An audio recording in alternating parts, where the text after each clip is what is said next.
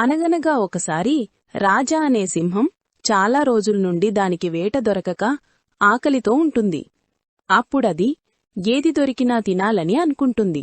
అదే సమయంలో అంతలోనే అక్కడికి ఒక నక్క వస్తుంది. ఆ నక్క అప్పుడు సింహం ఆకలితో ఉందని ఆ నక్క గ్రహిస్తుంది.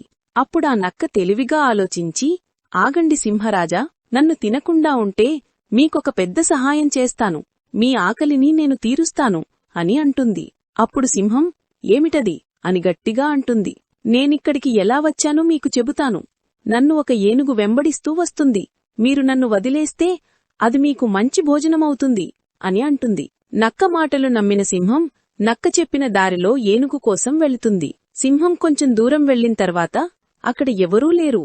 అప్పుడా నక్క, సింహరాజా, తెలివిగా ఆలోచించాలి, ఆకలిలో ఆలోచించకుండా నిర్ణయం తీసుకుంటే తప్పులు జరుగుతాయి అని చెప్పి అక్కడ నుంచి ఆనందంతో పరిగెత్తుతుంది నక్క. ఇందులో నీతి ఏంటంటే, ఆకలి, కోపం, భయంలో ఉన్నప్పుడు ఆలోచించి నిర్ణయం తీసుకోవాలి.